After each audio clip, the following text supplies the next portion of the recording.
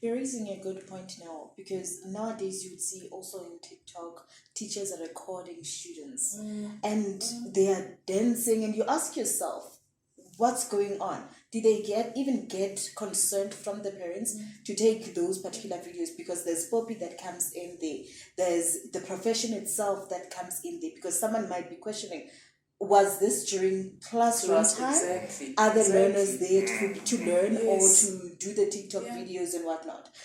And we always say to teachers, look, what you must remember, when you came to school, it's not because you did not have friends. And when you were interviewed, there was nowhere a question to say, do you need a friend? And so on. You know? You came here, you've got your own friends that you left, and you came here, you did not come here looking for friends, you came here seeking for employment. Yes. Now you have obtained the employment. These must remain your colleagues, not your friends. Sorry, Sandile, before we reach to the parent, you said very important things on the relationship between the teacher and the child. And those are the major issues that we have seen when going into discipline, in terms of, some of the teachers that are coming into the system are very young, right? Especially teachers that are specialized or that have specialized in EVT. Some of those learners are more or less, they see them. So we always tell them, be careful. You can't use an excuse of saying a learner enticed you. Like you said rightfully so, you are the parent. You are within your school as a parent. What is your responsibility then? 1, 2, 3, 4.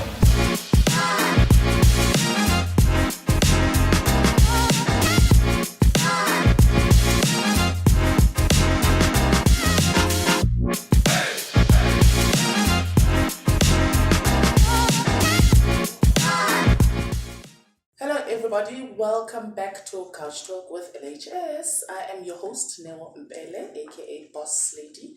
And as always, I am with Zanele Buthelezi, aka Zenzi. And today we are joined by Sandile Ntshalintshali from SACE. How are you, sir? I'm good, thanks. How are you? I'm okay, thank you. Thank you very much for joining us today. Oh, thank you very much for inviting me. It's always a pleasure. So just to start off with, I think our topic for today is basically just on the role of the council. As an HR department, we always, in the education space, we've always been talking about, code of professional ethics, right? So we just want from your side maybe just to tell us about the role to start off with of the council, what your responsibilities are, and then maybe going back and then in terms of just unpacking the code of professional ethics. Okay. Thank you. Look, I think for me to talk about the role of the council, I need to give a background as to who this council is. There are two of these councils within the education space. We have the Education Labor Relations Council, which currently focuses on issues of labor, which would include issues of condition of services for educators. Way back in the 1993, they then set as the Education Labor Relations Council, and that council also, you need to understand and know that it's teacher organizations that sit in that council. Okay. All five teacher organizations that are recognized, which is the South African Democratic Teachers Union, which is SATU, there's PEU, Professional Education Educators Union, there's NAPTOSA, there's SAU, and there's NATO.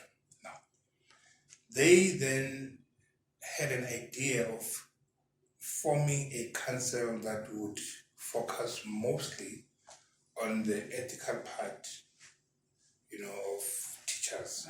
And one will understand that when you speak of ethics, you slightly talk of morals. Yes. And that is the idea they started having it in around 1993. Come 1994, the South African Council for 1995, South African Council for Educators was then launched. But at that time, you will understand that at that time, in 1995, when it was launched, it did not have a legislation in the form of an act. Fast forward 2020, then there was the act which was passed by and signed by the then Minister of Education, which is called the South African Council for Educators Act 31 of 2000. Now, which makes this council to have teeth.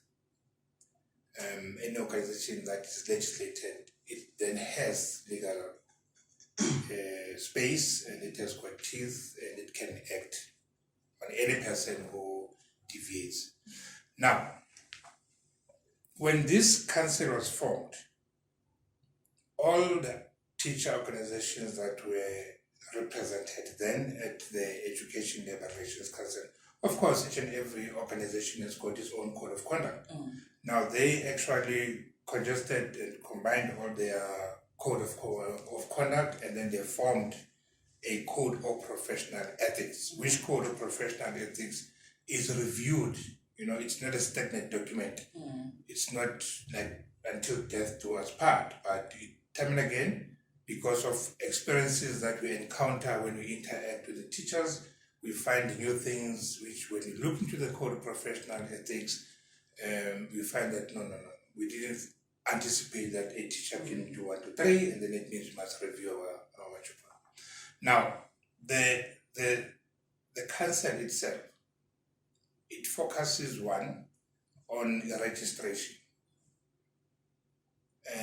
Every educator, be an educator employed by the Department of Education, SGB, private, independent. As long as you're an educator in the country and you stand in front of our learners to teach and you interact with our learners, you need to be registered for you to do that. Any person who teaches without being registered is contravening the Act. Much as I've indicated earlier on to say our Act then gives us power to act, on issues. But the one critical part that we are dealing with right now is to say, in the event a teacher enters the classroom space and starts teaching, and the educator is not registered, what do we do with that particular educator? That is what we need to address currently, and we're working towards amending our Act so that the Act will give us power to criminalize that act. Because as of it now, the person who feels the brunt is the principal. Because it is our belief that the principal should be more knowledgeable than any other person, and the principal would have known better to say this person is not registered, I cannot facilitate for his or her employment.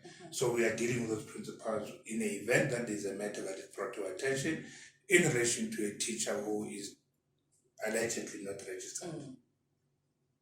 Now, this certificate, fortunately or unfortunately, as its current status, it is more like your marriage certificate. If you are married, you'll know the marriage certificate does not have an expiry date, so it's until death do us part.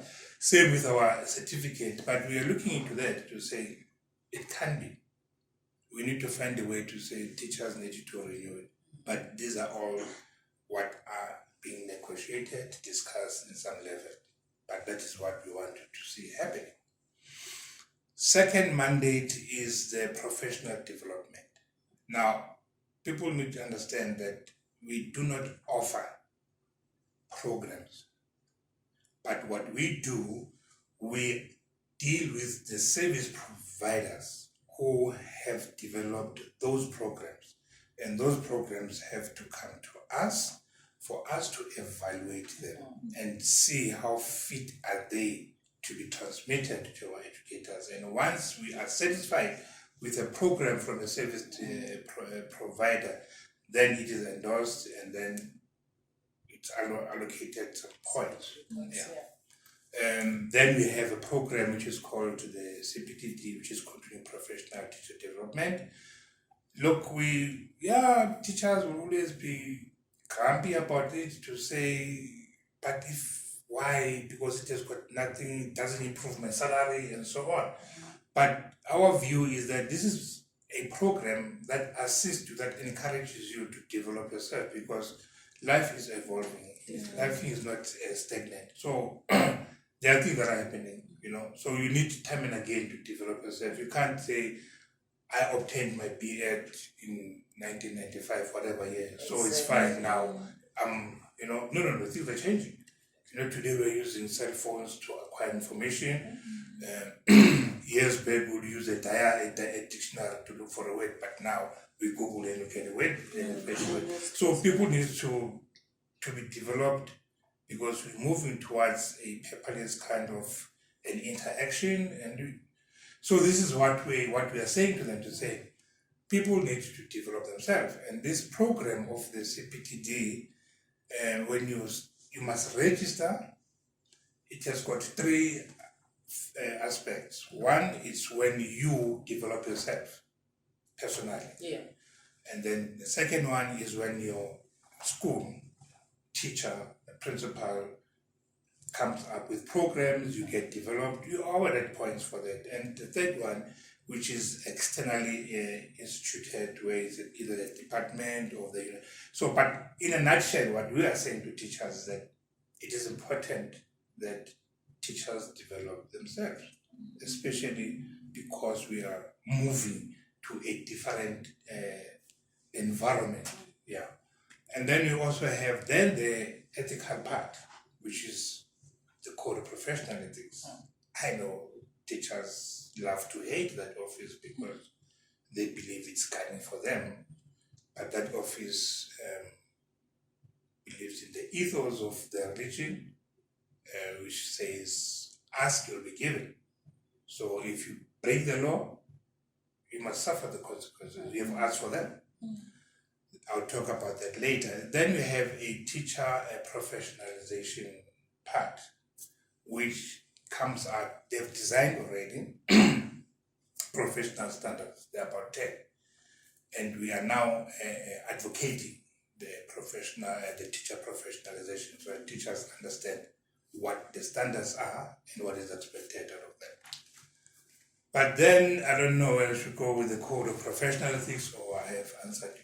I think just on the role of the council, you've really given a good overview, just in terms of what it is that you do, the different departments, and what you can expect from those particular departments. So let's just touch then into the code of professional ethics, the department that is not necessarily light, same as HR, employee relations. We hate you because they feel like we're gunning for them, but it is essential. It is very, very important. So maybe if you can just break those up and just tell us about the different pillars.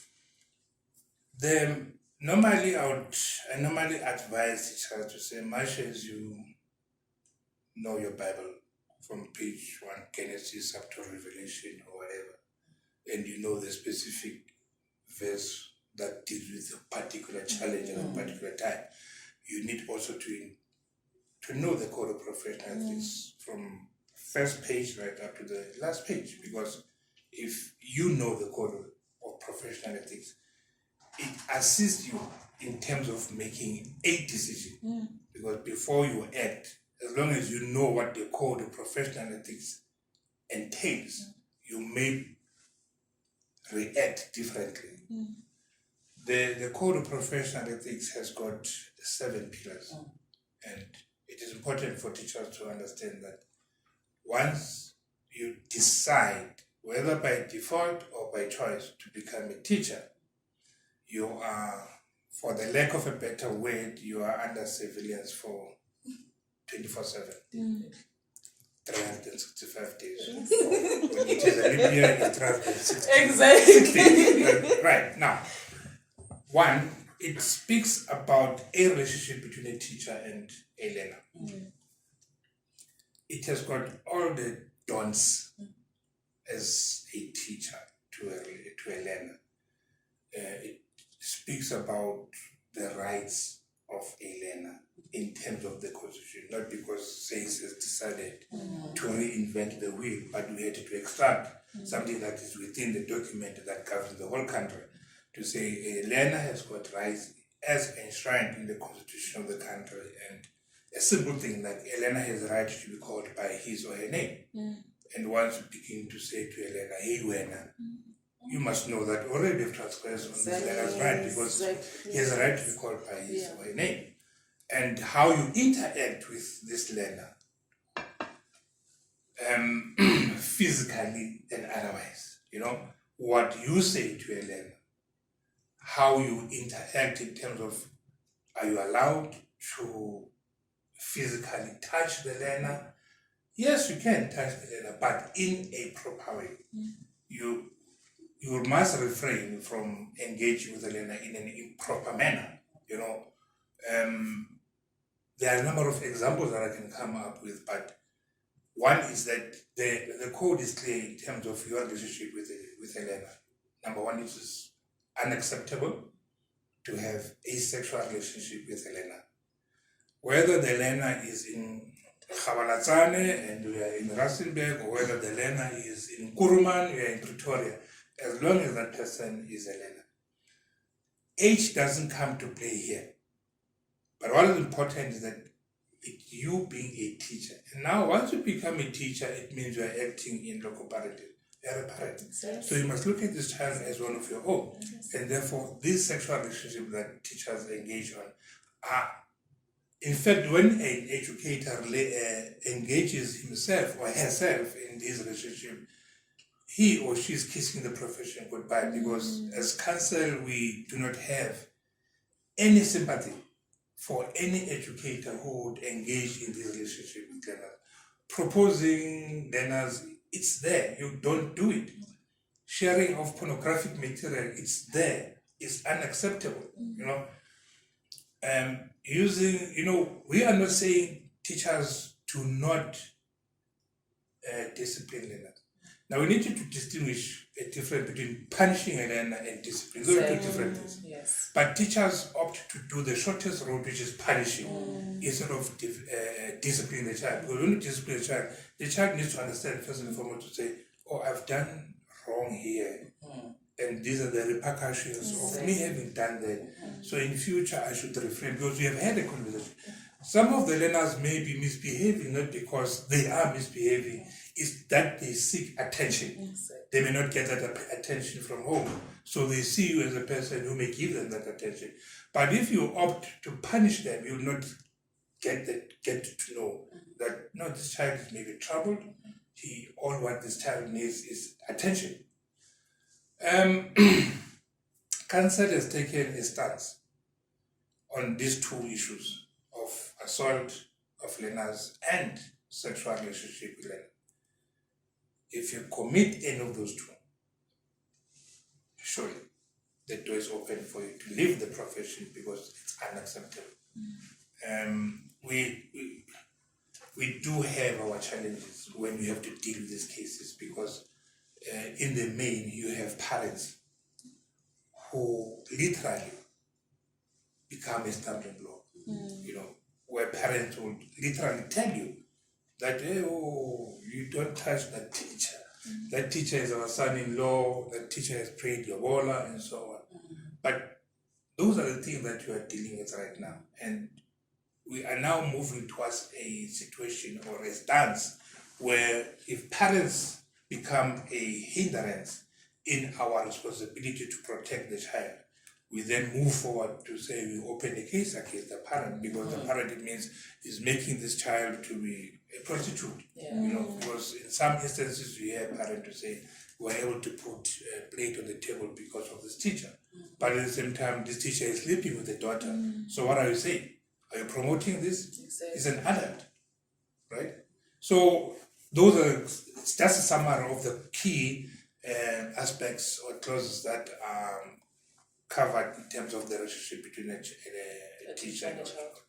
Then you have a relationship between the teacher and the parent. Sorry, Sandile, before we reach to the parent, you said very important things on the relationship between the teacher and the child.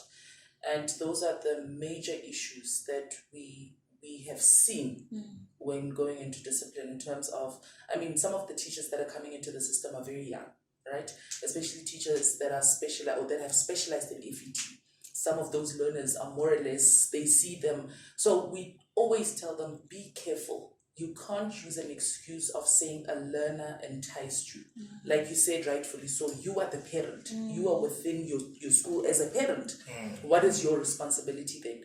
And then another important thing that I just wanted to touch on, which is very, very important, and I think previously people would just do it without even thinking about it. You know, addressing a child by we make jokes in the classroom, but sometimes things like that. That is embarrassing. It's humiliation of a child. And learners, we need to be aware of our feelings, and being humiliated like that in the classroom is just unacceptable. You're correct. We have those cases where a teacher decides to use derogatory words towards the learner, and the whole class is laughing, and the child is damaged. And we also advise each other to say, remember that anything that you utter, you can't erase it. It's gone. I indicated to you earlier on to say, a child has a right to be called by his or her name. So it's important for you to address the child appropriately. So, in relation to what you've just indicated, remember I said age doesn't come into play. Exactly. The fact that you've opted to become a teacher, then you must understand. I may be 21 years old, and you may be a grade 12 who, for reasons best known to you, you are still in grade 12 at the age of 20. By right, we are peers, But because I'm in this type of a profession, I must look at you as a learner and a child. So we can't have that relationship at all. If I'm serious about me having those feelings for you, I rather reserve my feelings until you finish school, if that's what you want to do. But we are not encouraging that. It's a very lame excuse to suggest that you were enticed by a child. Wow. Then you're in the wrong space. You didn't know better, but they do it. Your mental capacity needs to be reviewed. How does a learner entice you? At what stage do you forget that you are a parent? At what stage do you forget that you have a responsibility of bringing the child?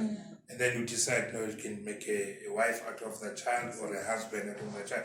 Because remember, this scourge, it started when male teachers were engaging with the female learners, But it has suddenly gone out of that space. Now you have female educators dating boy learners. And whilst we're still shocked, now there's a new phenomenon. You have a male educator having a relationship with a boy learner. You've got a female educator having a relationship with a girl learner, But no matter what, those are the relationships that are a no-no in this profession. You also mentioned something important, the difference between punishment as well as discipline. Is there maybe a guide for teachers that they can familiarize themselves with in terms of positive discipline? Because now that they can't use corporal punishment, are there any other strategies that you can maybe advise to say, deal with discipline in this particular manner? You touched on something that I have always been saying to teachers, to say, I may tell you now on what you should do, but it can't be a one-size-fits-all. Discipline or alternative to corporal punishment, you can't apply one system throughout the country. It depends on the society that you're living within. It is difficult for me to tell you now to say, when a child does this, do 1, 2, 3. When a child does this, because these challenges are unique. And what may work for Pretoria West may not work for Naledi in Soweto, may not work for El Dorado in Soweto. So you can't have one size fits all. But we had a Minister of Education who passed on, Kada Asman, during the era of Kara Asmal developed a guideline which was alternatives to corporal punishment. It was not a solution, it was a guideline which educators were expected to engage on it and identify what would be suitable for their particular school. That document, it doesn't tell you to say if a child comes late, you do 1, 2, 3, but it's a guideline where it serves like a foundation that you sit down as a staff. Guys, we're having these challenges, and we engage the parents and so on. But the gap in our schools is that we don't have those engagements. And also, discipline, it has to be a collective. It can't be a responsibility of a particular individual. Because they're going to respect that individual. Yes, and that is why I always make an example about a family. When your son comes to daddy asking for money for movies, and daddy says, I don't have, where does that boy go? Goes to the mother. And he's going to ask for money for movies, but most of the time, I'm not being offensive. When it comes to mama, like, did you talk to your father? And like, yeah, I did talk to dad. And what did he say? No, he said he doesn't have money. Hey, your dad, he's teachers. Yeah. And then the mother gets a wallet of pairs, gives the boy. And now, fast forward, the boy now knows to say, hey, this one is a no-go area. This one, nice, But, for the same example, if the mother would have said, have you spoken to your father? And the boy says, yes, I've spoken to dad. And what did he say? He said he doesn't have money. And the mother says, look, if he says he doesn't have money, it means in this household, there is no money.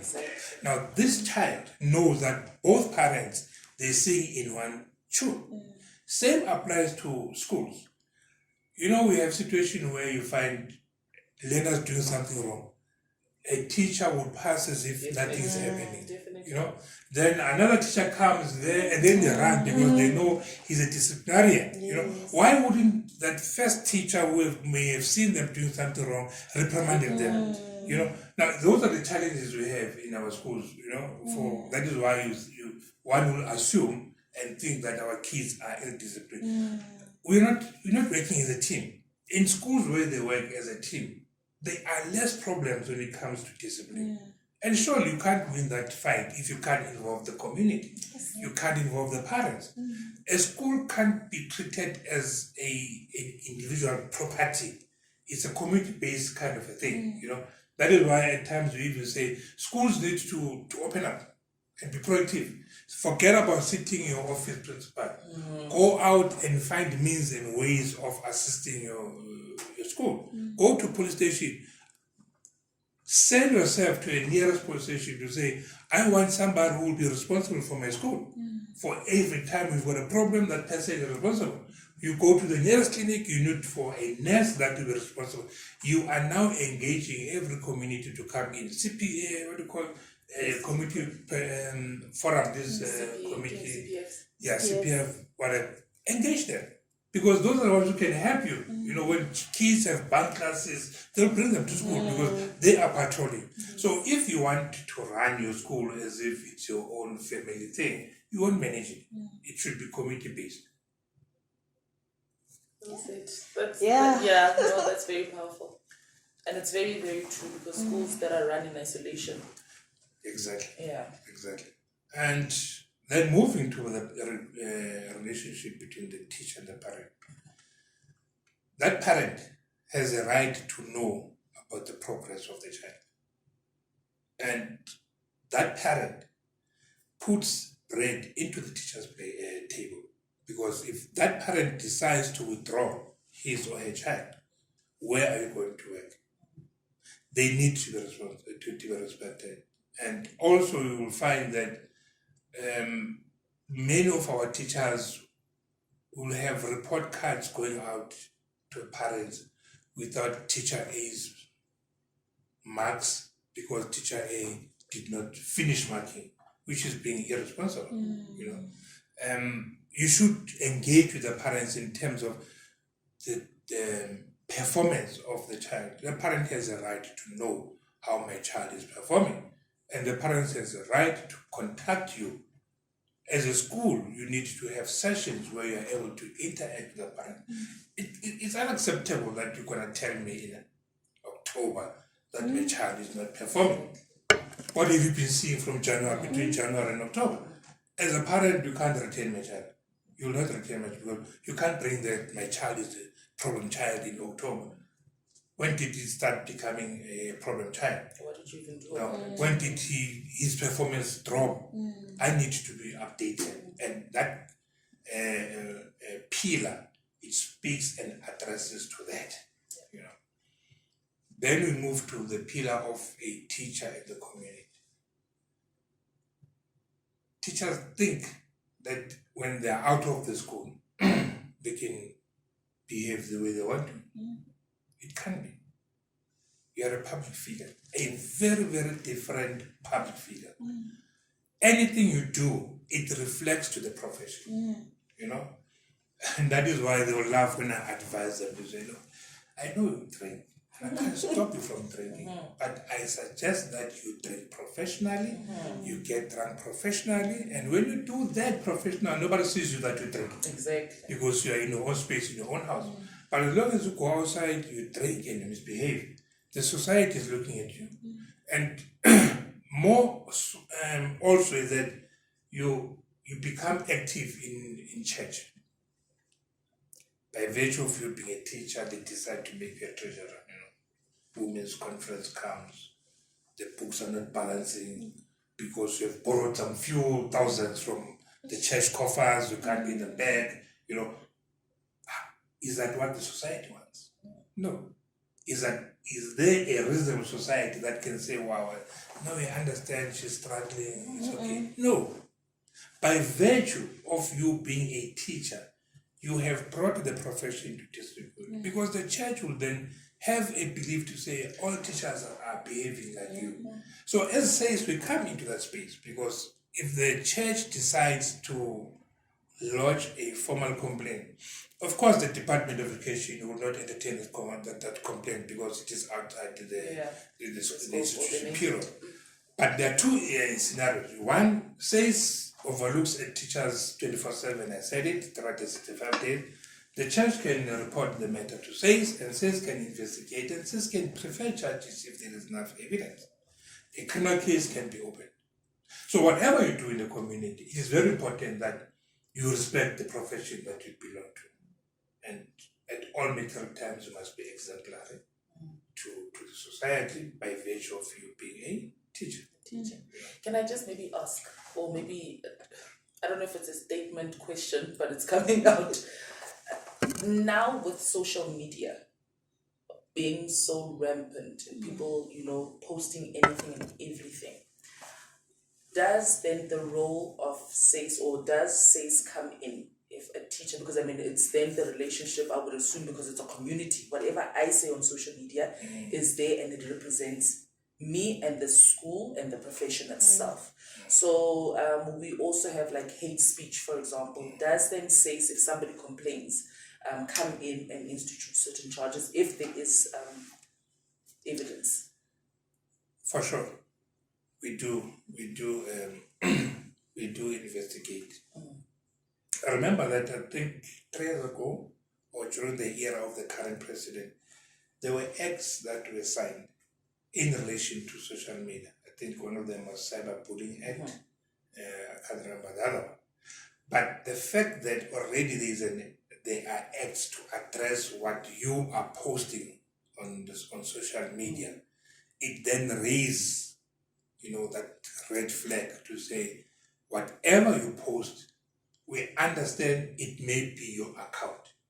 But what you post there, if any person raises an issue, say this is improper, and through investigation, it is determined that this was improper conduct, you are going to be charged for whatever you posted there. You have teachers who will rant and rave about the principal on social media because they had differences during the staff meeting and so on, and you start saying things on social media.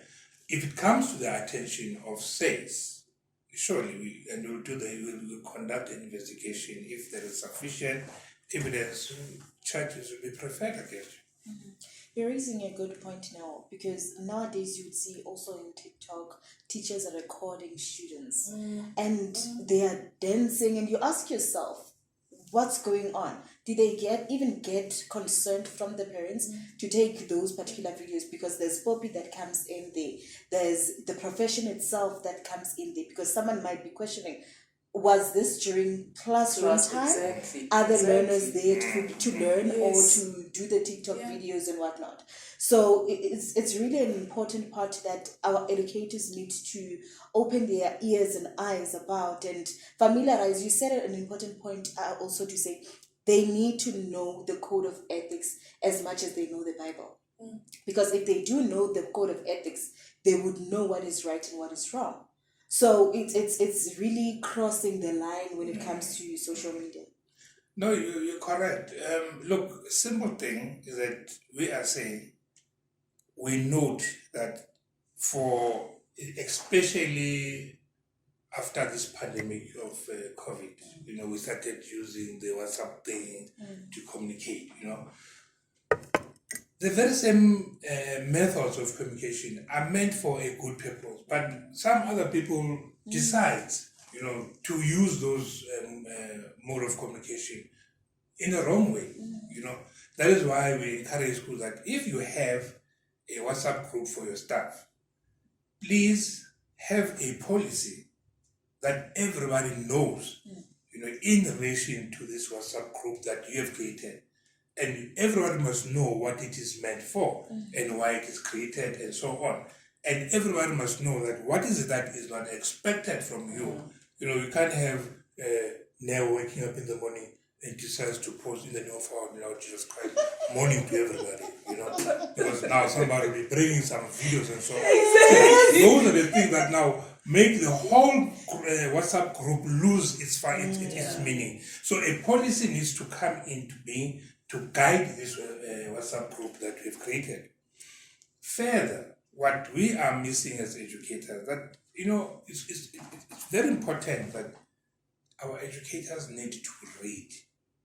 I'm not saying educators study, read, and know what is happening. You create a WhatsApp group with my child, who is a minor. The next thing you're communicating with my child, I don't know. The question is, who gave you permission to communicate with my child? I have never given you consent to say you can communicate with my child.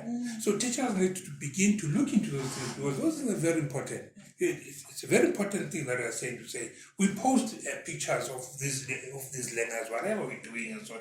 Whether it is for a good purpose or it's fun and so on, we need to be very careful, because somebody can take it up to say, I see my child in your video. You have posted my child and you're doing this with my child. That's a minor. Who gave you permission to do that? So our teachers need to, it's not about going to the university or studying with whoever. Read, understand these things, understand the laws. South Africa is moving towards a very complicated country as before. You don't do things willy-nilly. That is why we have got so many cases of people getting arrested for crime injuria because you've said something about a person, defamation of character. Right now there's a current case now, which is everybody must be knowing about it. Yes. The issue of the Khumalo family and the what you call it. Mm. Now you understand to say, wow, hey, that's a 20-something case. Now judgment comes at this time. Those are the things that I'm saying, read. Exactly. Because they enlighten you. They give you a different perspective of what is happening in the country, so that from there, you are able to say, hey, no, I'm no longer going into that space, because these are the repercussions of doing that. You understand what I'm saying? And also, you need to encourage teachers to say, look, what you may hear happening in KZN, follow it. understand what happened, because much as it happened in KZ, it may happen, you may experience it here. So you must be proactive, and don't wait, then you become reactive. Because of reading, you enlighten yourself. You're able to come back to colleagues. Hey, colleague, did you hear what happened? And so on and so on. So, hey guys, this current is there. And let's find a way to say it doesn't come here. That's being proactive, unlike to wait until it happens. Yeah. No, definitely. And then the next pillar. This Yes, is quite an interesting It conversation is. because some of these things we know about, and I think you're just reassuring because when we do interviews, we ask some of these questions, when we induct, and at times we've been looked at with faces of, but so for the council or for somebody from the council saying, just read, familiarize yourself. We ask about things that are happening in education, things that are happening in the news. So it's not rocket science, it's things that are just close by. We then move to this relationship between a teacher and his or her colleagues. Our schools have become a battlefield. That pillar is trying to address the behavior, of our teachers in that space amongst themselves, because we know we all have our personal baggages. And they would laugh when I say, you know that you're angry from home, your spouse or your partner hasn't come back home for a week or two, this stress. Don't bring that stress, Koskolo. Because most of the time, the conflict amongst teachers as colleagues, it's not about what happened at the time. It's about the baggage that we have that may be triggered by a situation that we encounter, in that space. I may have taken your textbook without asking from you for permission. And when you look for the textbook, you can't find it. And later on you get to know that I took it. Then there is absolutely no need for you to outburst. But because you've got this package, you've got these issues in you, then they find a space to go out, Most of the fight are not related to work. These are personal things. Yes.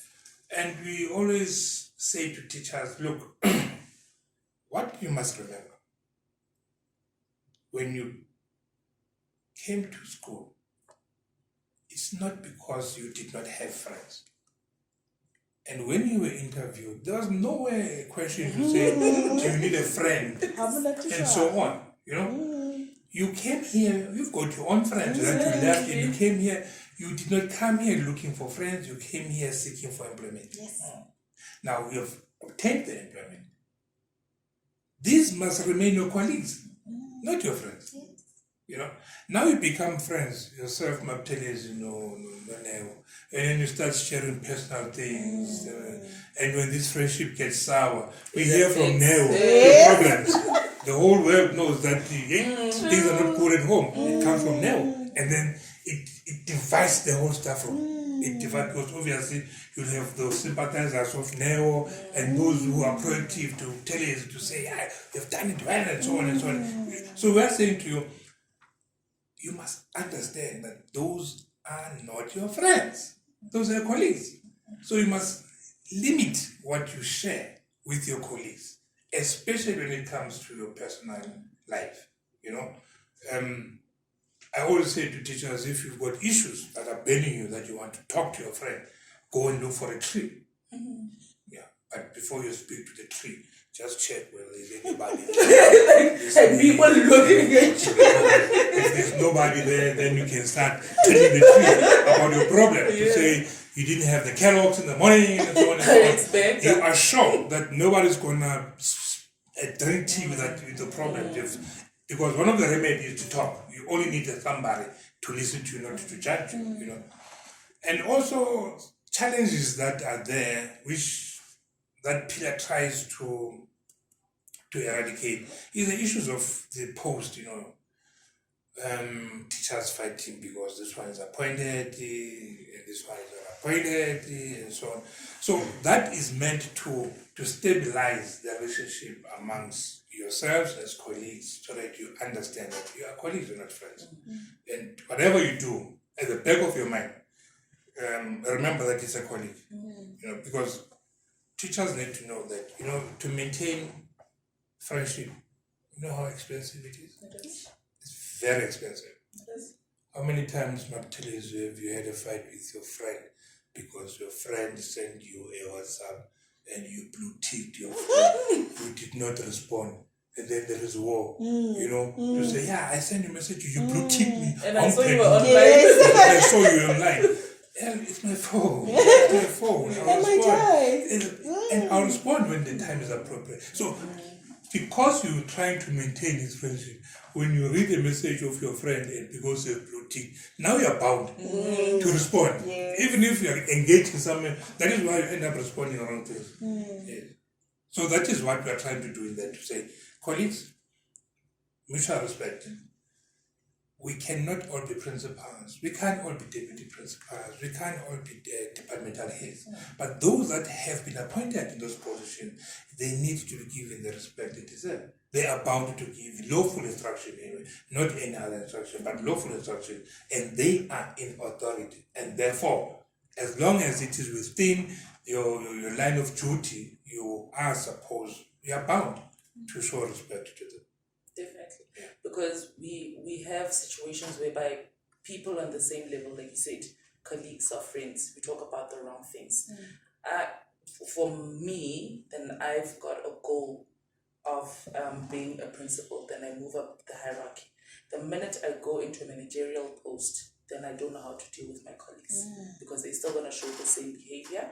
Now I'm on a different level. Now I have to give out instructions. How do I then balance that equation? Look, I always say, when you become a manager,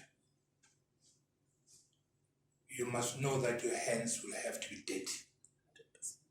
If you want to keep your hands clean 99.99% of your time, you're not fit to be that office.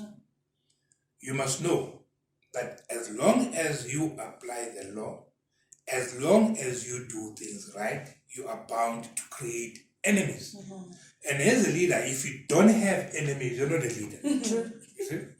And as a leader, they are bound to talk about you in some quarters, in some corners. Would you be that type of a leader that will bring those gossips to a staff room to say, no. Work on those things that you hear and be a better person. Now, you see the problem with some of us who go into these managerial positions. The question is, are we going there to enhance our pockets? Or we are moving a step ahead because we want to bring a new dimension to the school? Are we going there because we are going to make sure that our friends live better? When you become a manager, you need to manage. If you can't manage, step down. That's it. And if you are not going to treat your subordinates equally, you're not fit to be a manager. I always say, when they say, hey, Principal Warren, now I understand, I become worried. I become worried. You say, oh, this one I understand. You, maybe things are not going right. I'm not saying it is wrong for the principal to be labeled, but most of the time, when they say the principal or the manager, I understand, you must understand, for some people and for some others it doesn't, and if you run your management or your management of your subordinates study favors, you're going to have a problem. Because if you do a favor for Neo on something that she approaches you to ask you, and because Neo is in your good books, you allow her to leave early.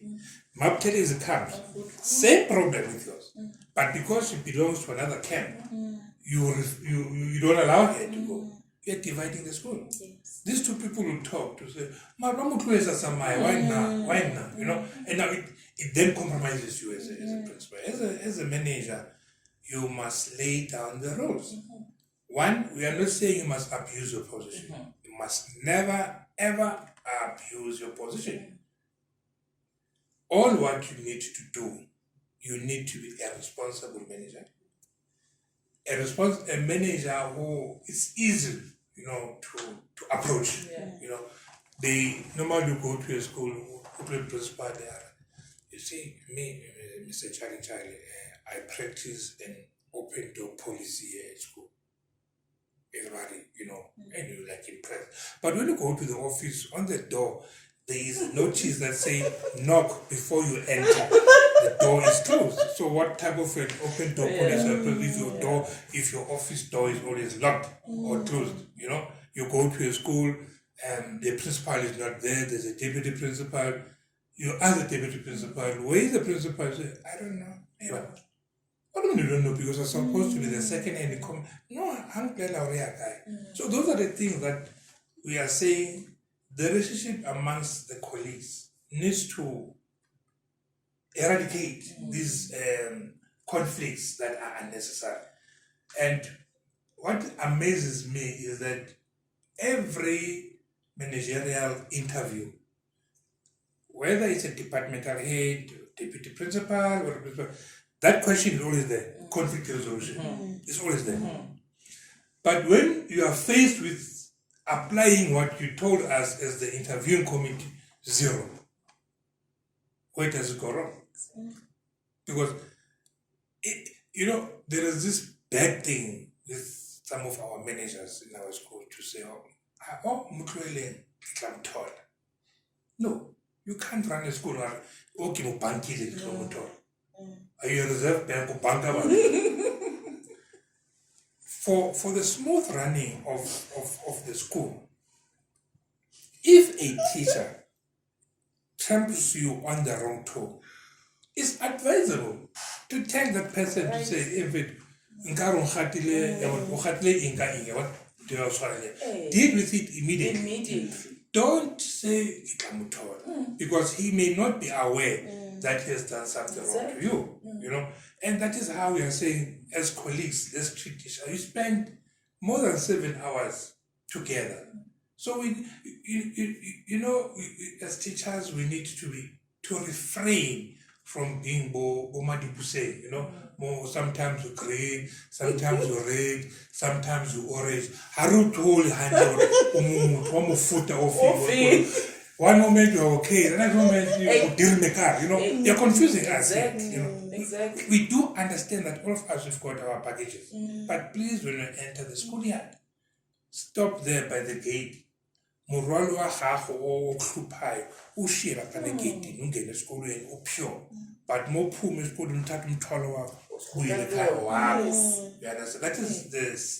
That is what we want to see in our schools. That's as very colleagues. Cool. Definitely. I like it because imagine if it's like a moralo how then what are we running? People. Now dealing with Bomadibuse. Exactly. That is where now you have teachers who administer punishment in a bad way because only anger. Yes.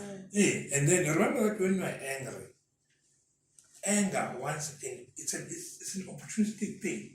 It was a space. And now when you're angry because learners have not done their work, that anger help break loose. I think we need to have another discussion. I'm going to invite you over to talk about leadership. You can't say no, it's on record. Another pillar. No, it's fine because your statement is clear. It is not something that is concrete. You are saying to me, I think. I knew you would find a loophole. She's still thinking. She's thinking about it. Yeah. So I knew you would find a loophole. I feel further notice. And then another pillar. So we spoke about the one of the colleague. Then we have one which speaks about the employer. The employer pays your salary. you can't disperse confidential information to any other person. Confidentiality. The employer expects you to perform, So you can't. I always say to principals, when there is a policy that has been signed, it's not for you to dissect it to your staff to say, no. You need to encourage your staff to follow because it is there. It's not for you to amend it or to change. It is there to be implemented. And as an educator, you can't, at times, we do get angry and we do wrong things. We decide to embark on some territory without the authority of the employer. It is wrong because you know that if you are disgruntled, there are processes that you must follow in terms of which are applied, which are reflected in the Employment of Educators Act to say your grievance procedures. This is how you deal with your grievances. Not like you decide today, hurricane go classing. There is an expectation from the employer. The fact that I pay you, I expect you to do 1, 2, 3. And if me and you we disagree now, it doesn't have to affect our agreement here. Let's deal with the issues here and then correct it and then move forward. And that is what it is trying to do, to say the employer will forever be there. The fact that, I always say, imagine I employ Neo, I'm the CEO. The next thing Neo is doing, she wants to earn the same salary as mine. I've employed him. I mean. So how do you want to earn the same salary as mine? I'm your employer, So we need to understand those things. And the playing field, the relationship between the employer and the educator needs to be a harmonious one, a professional one, more than any other thing. And then we have the last two, which is a relationship between the teacher and the profession itself now, how you interact, the things you say. It then goes back to what we spoke about in terms of the social media, to say, as an educator, can you go and post negative things about the profession and refrain from, they go to Cicero's, Cicero's is just across the road.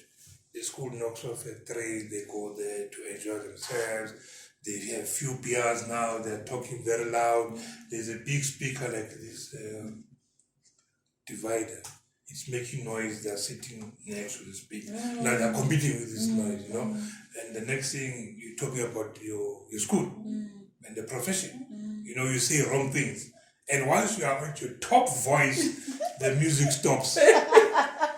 And already the parents here just come in. Exactly. Now, how do you then expect the very same parents to respect you? Because you're talking bad about the profession, and they rely on you for their kids to be better people. So it's important on what you say about your profession. That's why I say, if you can't stand the demands of this profession, please don't taint this profession. Live in peace. We'll allow you to go, because you can't stand the heat. But for you to go around talking negative things, we have seen in TikTok, we have seen people saying wrong things. And when we get to know who you are and where you are, you have a lot to answer.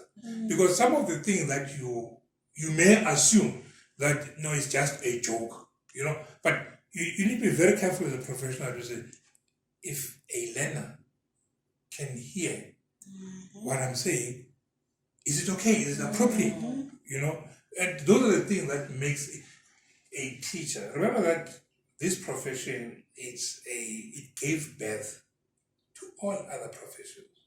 So unfortunately, this profession, when you enter into this profession, unfortunately, the society does not apply plural language, singular language. It's always plural.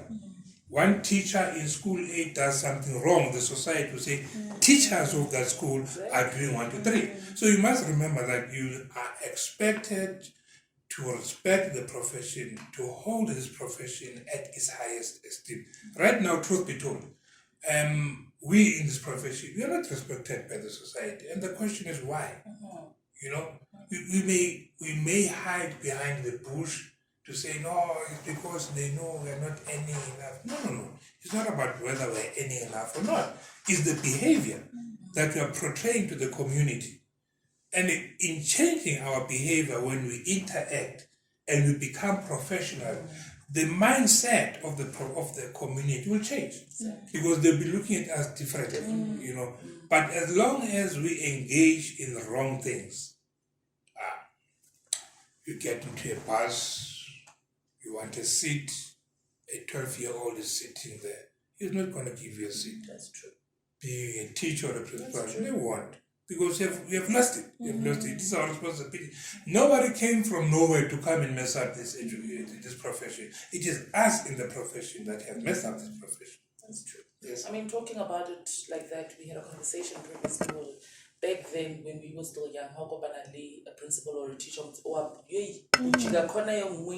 you know, and because they were respected and they earned that respect. I agree with you. I'm one of those people that were respected. Yeah. Okay, now that you get up. Yeah, no. When I started my teaching, yeah, you're not even born.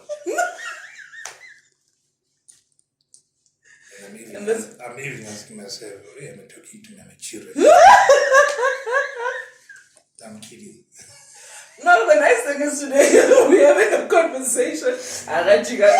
But it's absolutely true, because of the respect that we had. It's not to dodge or anything, it's just out of respect. Teacher A to see. You know, when I was doing my high school, the principal was Mr. I remember he was driving an Audi 80 red, Mr. Mahlaba. Yeah, Cyprian Mahlaba. When I was doing it at Mpele High School in Full. The school will knock off, will leave at 4. He will remain. 5 o'clock, he leaves the schoolyard, driving back to his base. He knows that everyone who is a student here at Mpele, wherever he or she is, he has taken off the uniform, you know, and no Mpele student will be on the road. If by lack or track of unfortunate situation, he sees you with a boy while you are still wearing the school uniform, he will stop, look at you, and go. You know. The next day, guess what? The assembly will take longer, and he'll be moving here on the lines, here, looking for the person that he saw yesterday who was on the school uniform. You know? Now, it was a culture that he had built in that school, you know, and we all knew that first thing, before you can go and do anything, you must go and take off the uniform, because he wanted us to respect the uniform. It's a culture that he built. Yes. And between that hour, if he finds you standing with a boy and the boy is wearing uniform, it's okay. But if it's somebody who's wearing like any other person, you know, then it's a problem, because you are standing, you are talking to a thug in my school uniform. It's a culture that he had built. Now, whilst I'm talking about that, just coming in, one of the weakest links in our schools do not have a solid culture, school culture, that would make them different from school B. That would make any other parent want the child to come here. You know, I say it is a very healthy competition. If school A has its own strong culture and school B, now parents are not sure whether to take them to school A or school, but because of this culture everybody wants to see his or her child in that school because there is order there. So if our schools can go back and start building these cultures that will make them unique. You go to some of these elite schools, trying to remember this boys' school here in Johannesburg. When you enter the gate, the first boy that you meet, you get a good morning, sir. If you met 100 of them, you'll be having the good morning hundreds, and because it's a culture, they've created that culture that makes that school to be unique. This is exactly what we are saying to our school. Then discipline will fall into space because we have got this culture. We all do things in the same, it's fun, Then the last one is about the profession itself, SACE now, the culture itself, that's the last pillar. In that pillar, one of the things that we are saying is that remember that you have an obligation to inform authority in an event you get to know of an abuse of a child or a breach of the code. You don't keep quiet, speak. And when SACE does its investigation, it is important for you, if you have information, share it, voluntarily so, share it, And also we go further to say the code itself, we can't be Nicholas Chaba, we're going around looking for problems and so on. No. The code itself must be a tool that minimizes the transgression in our schools, And it is important that as a council, we are saying to you, the teacher, it is important for you to ensure that you do not bring the profession into disrepute. And any transgression of any law in the country, it does bring the profession into disrepute. And if you look at that pillar, and you zoom into the other pieces of legislation, especially if you go to the Children's Act 38 of 2005, Section 110, it tells you that as a professional, you must, it doesn't give an option to make up your mind whether I report a case of abuse or not. It's standing, you must. It doesn't say you may, you must report. So we are saying as council, we are here. Tell us.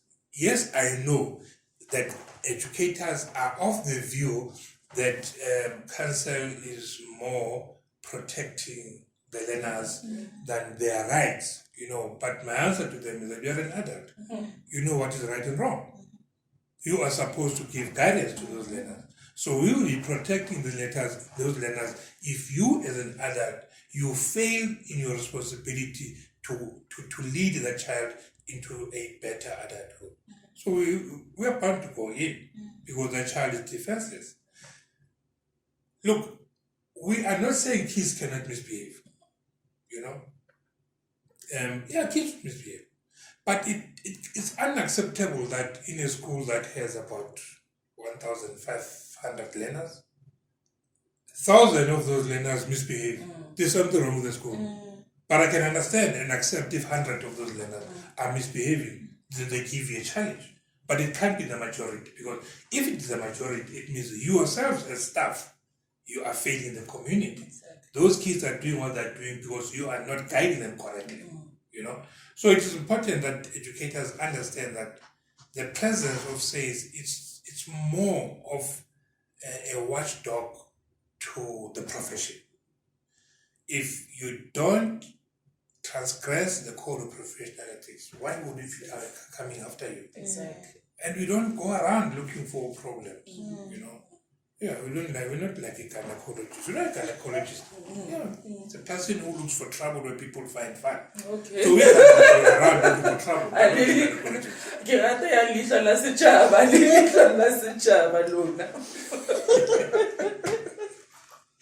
Oh my goodness. But thank you so much. I think with the podcast and each episode, we want to educate, all right, different people that are watching the podcast. I think this was such an informative session that even if you know certain things, it's always good to refer back, always good to just go back and, look on their website, go onto the SACE website if you're not sure what we're talking about, educate yourself, read.